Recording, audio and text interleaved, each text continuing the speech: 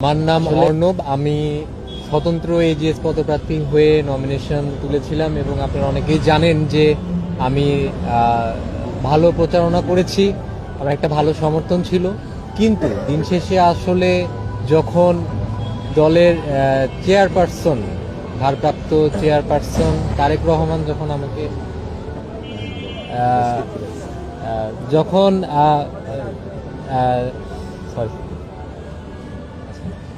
আসলে আমি ছাত্র দলের কোনো নতুন কর্মী নই। শিবিরের আরেকটি বিশ্ববিদ্যালয় শাখা বনাম তারেক জিয়ার ম্যাজিক পরাজয়, একটি পর্যালোচনা। প্রবন্ধটি লিখেছেন মোহাম্মদ সাইফুল ইসলাম, পিএইচডি গবেষক, তুরস্ক। জাকসু নির্বাচন ছিল আওয়ামী লীগের সংসদ নির্বাচনের আগে সবচেয়ে ভাইটাল, সারা জাগানো একটি টেস্ট কেস নির্বাচন।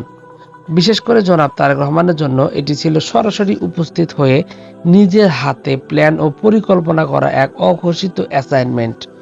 তারেক রহমান খুব সিরিয়াসভাবে নিয়েছিলেন এই জাকসু নির্বাচনকে, কেননা তারেক জিয়া দেশে আসার পর জোয়ার তৈরি হয়েছিল এই ন্যারেটিভ গড়তে তুলতে জাকসুতে জয় জরুরি ছিল।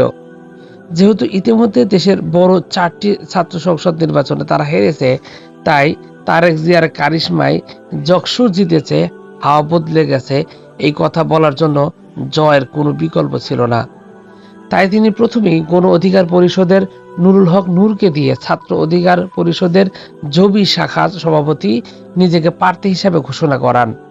যেহেতু ছাত্র দলের কোনো হেভিওয়েট প্রার্থী ছিল না, এরপর তিনি স্বতন্ত্র এজিএস প্রার্থী তামজিদ অর্ণবকে তার গুলশান কার্যালয়ে ডেকে ছাত্র দলের সমর্থন দিয়ে বসে যেতে রাজি করান। পাশাপাশি ক্যাম্পাসে রাজনীতি না করা, হাসিনার দুঃসময়ের 15 মাসের কারা নির্যাতিত পরিচিত মুখ খাদিজাতুল কুবরাকে নির্বাচনের আগ মুহূর্তে ছাত্র দলে যোগ দিতে রাজি করিয়ে তাকে জিএচ পদপ্রার্থী বানানো হয়। একাধিকবার মিটিং সিটিং করে জবি ছাত্রদলের পাশাপাশি সরাসরি ছাত্রদলের কেন্দ্রীয় সভাপতি ও সেক্রেটারিকে মাঠে নামিয়ে ছাত্র অধিকার পরিষদের সঙ্গে জোট করেও শিবিরের একটি বিশ্ববিদ্যালয় শাখায় ভূমিধস বিজয় ঠেকানো যায় নাই। এমনকি ছাত্রদলকে দিয়ে নির্বাচনের দিন সকালেও মাসল পাওয়ার প্র্যাকটিস করা হয়েছে, তাতেও কাজ হয় নাই। 17 বছর পর দেশে ফিরে প্রথম অ্যাসাইনমেন্টে ফেল করেছেন জনাব তারেক রহমান, তাও শিবিরের একটি বিশ্ববিদ্যালয় শাখার কাছে, যা তুলনামূলকভাবে অন্যান্য বিশ্ববিদ্যালয়ের চেয়ে দুর্বল শাখা। এতে স্পষ্ট হয় যে তারেক রহমান আহামরি কিছু নন, দেশের অন্য 10 জন রাজনৈতিকদের মতোই একজন, বরং মাঠের অভিজ্ঞতার দিক থেকে আরো বেশি কাঁচা। সরাসরি কাছ থেকে প্রথম হারের পর তারেক রহমানকে নিয়ে এত মাতামাতি করার মতো কিছু আছে বলে মনে হয় না।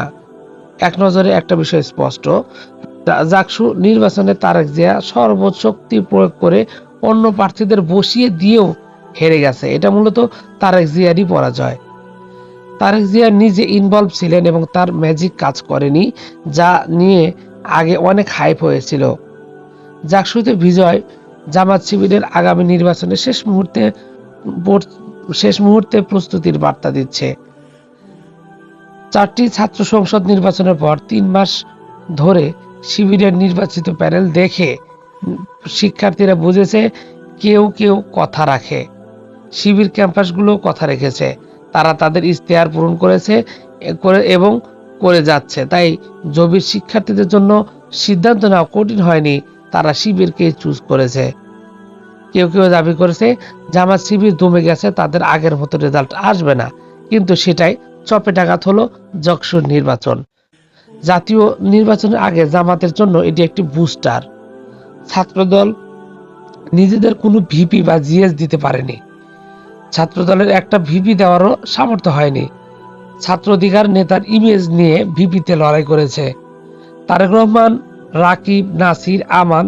জগন্নাথ বিশ্ববিদ্যালয়ের ছাত্রদল ছাত্র অধিকার রাকিব বনাম একক রিয়াজুল, অথবা শুধু জগন্নাথ বিশ্ববিদ্যালয়ের শাখা শিবিরের যুদ্ধে রিয়াজুল তার শিবির প্যানেল নামে বিজয়ী। ছাত্র দলের যোগ দিয়ে নির্যাতিতা খাদিজাতুল কুবরাও পরাজিত হয়েছে। ছাত্রদলকে শিক্ষার্থীরা গ্রহণ করছে না, কেননা একই প্যানেল থেকে ছাত্রদল কম ভোট পেয়েছে। কিন্তু নিয়মিত ছাত্র দলের সমালোচনা করা ছাত্র অধিকার রাকিব বেশি ভোট পেয়েছে। আর এ প্রতিফলন জাতীয় সংসদ নির্বাচনে দেখা যাবে। মানুষ ছাত্র সংসদের শিবিরের কাজ দেখেই বুঝতে পারছে জামাত ক্ষমতায় এলে দেশ কিভাবে চলবে। ফলে তারা শিবিরকে যেমন প্যানেল ধরে ভোট দিয়েছে, আস্থা রেখেছে, তেমনি জামাতকে দল বেঁধে ভোট দেবে, দাঁড়িপাল্লাকে বিজয়ী করবে। ছাত্র সংসদগুলো গেছে যে পথে, জাতীয় নির্বাচনে যাবে সে পথে।